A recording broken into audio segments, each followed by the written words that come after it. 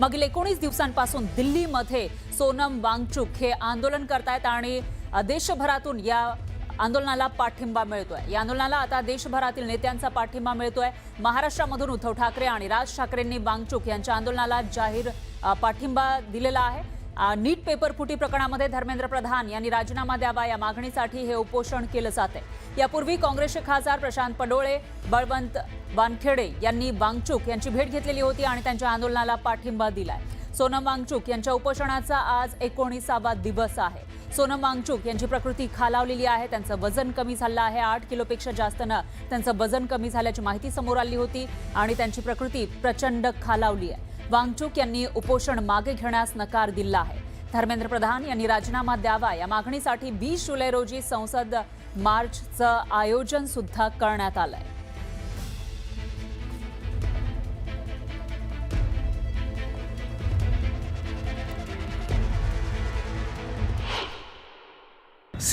जुलाई 16 तारीख को मैं एक दिन का अनशन कर रहा हूं अपने ही घर से।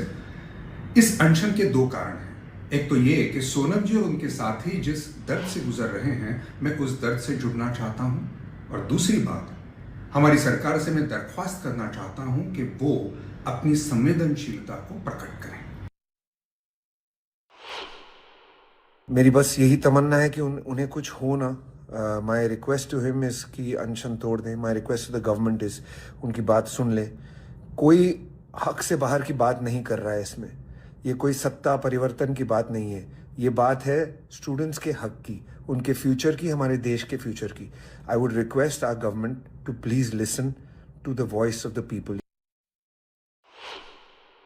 राजकारण्यांना किंचितही त्यांची न दया न माया न आपुलकी, कारण त्यांच्याकडनं ज्यांना हृदय आहे ना, अशा कुठल्याही माणसाला वाईट वाटलं असतं। कारण मला असं वाटतं की आपण विचारधारा सोडा, म्हणजे विचारधारा वेगळ्या असू शकतील, राजकीय इन्क्लिनेशन वेगळे असू शकतील, सगळं वेगळं असू शकेल, पण कुठल्याही माणसाला 18-19 दिवस उपोषणावर आहे। लोकशाहीत उपोषण किती महत्वाचं आहे, प्रोटेस्ट सुद्धा किती महत्वाच्या, आंदोलनं ह्याला सुद्धा लोकशाहीत महत्व आहे। पण लोकांचा आवाज ठेचून टाकायचा, कोणाला विचारायचं नाही, हे जेव्हा आपण नेहमी होताना बघतो ना, खूप दुःख होतं। दरम्यान या आंदोलनावर उद्धव ठाकरेंनी काय प्रतिक्रिया दिली होती बघूयात। दिल्लीमध्ये जंतर मंतर येथे आपल्या अभिजित दिपके यांनी जो विषय उचलला तो अनेक युवकांच्या किंवा मी तर म्हणेन देशातल्या प्रत्येक युवकाच्या भवितव्याचा विषय आहे। नीट परीक्षेचे पेपर फुटले, त्याच्यानंतर अनेक विद्यार्थ्यांनी आत्महत्या केल्या, कोणी त्याच्याकडे लक्ष दिलेलं नाहीये। सरकारला वेळ नाहीये, सत्ताधारी पक्षाला इतर पक्ष फोडाफोडीमध्ये जास्त रस आहे, पण जिथे देशाचं नशीब फुटतंय, विद्यार्थी आत्महत्या करतायत, त्यांच्याकडे लक्ष द्यायला त्यांना वेळ नाहीये। आणि मी आजची जी पत्रकार परिषद घेतलेली आहे ती त्या आंदोलनाला आणि सोनम वांगचुक यांना पूर्ण पाठिंबा जाहीर करण्यासाठी मी ही प्रेस कॉन्फरन्स घेतलेली आहे।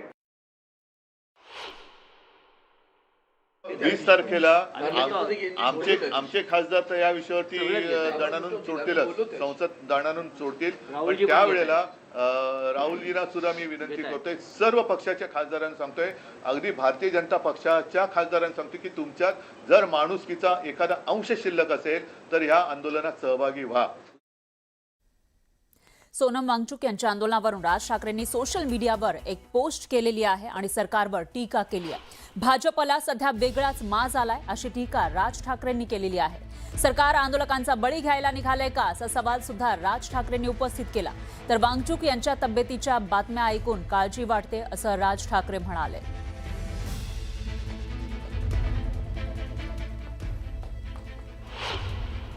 राज ठाकरेंनी आपल्या पोस्टमध्ये काय म्हटलंय ते आपण बघतोय। सोनम वांगचुक यांच्या तब्येतीच्या ज्या बातम्या त्या निश्चितच काळजीत टाकणाऱ्या आहेत। श्रीरामाच्या तिजोरी लुटली जात असताना शांतपणे बघणाऱ्या सरकारला नागरिकांच्या आंदोलनानं काय फरक पडणार असा सवाल त्यांनी उपस्थित केला आहे। एका चांगल्या मुद्द्यासाठी उभ्या केलेल्या आंदोलनाला चिरडणं, आंदोलनकर्त्यांच्या शरीराचे हाल करणं हे सरकारला सहज सोपं आहे। सोनम वांगचुक यांच्याबद्दल एकेकाळी भारतीय जनता पक्षाला आस्था होती। सोनम वांगचुक यांना 2018 साली रिइन्व्हेस्ट कॉन्फरन्सला बोलावून त्यांच्याकडून अपारंपरिक ऊर्जा इत्यादींबद्दल ऐकून घेऊन त्यांचं कौतुक पण केलं होतं. पण लडाखसाठी वांगचुक यांनी उपोषण आंदोलनं केली तेव्हा सरकारनं काहीही केलं नाही. आज वांगचुक यांची मागणी नीट परीक्षेचा झालेला गोंधळ आणि तो ज्या व्यक्तीमुळे झाला त्या मंत्र्याची हकालपट्टी करा आणि या परीक्षांमध्ये पारदर्शकता आणा हीच आहे. यात काहीच वावगं नाही. भाजपच्या सत्तेच्या काळात सर्वत्र परीक्षांमध्ये घोळ होत आलेत. मध्य प्रदेशातील व्यापम घोटाळ्यापासून ते नीटच्या परीक्षांचे पेपर्स फुटणं ते अगदी आता शिक्षकांच्या परीक्षांचे पेपर फुटण्यापर्यंत हे सगळं यांच्या काळात का होतं आणि ते झाल्यावर हे इतके निर्ढावल्यासारखे का वागतात याचं उत्तर सोपं आहे. ते म्हणजे हाताशी सगळ्या यंत्रणांना धरून आलेली अमर्याद सत्ता. आम्हाला कोणी प्रश्न विचारायचे नाहीत हा एक वेगळाच माज सध्या भाजपला आलाय.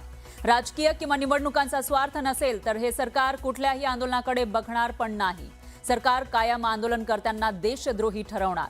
यात काहीतरी घातपात आहे असल्या शक्यता पेरत राहणार. अशी पोस्ट राज ठाकरेंनी केली आहे.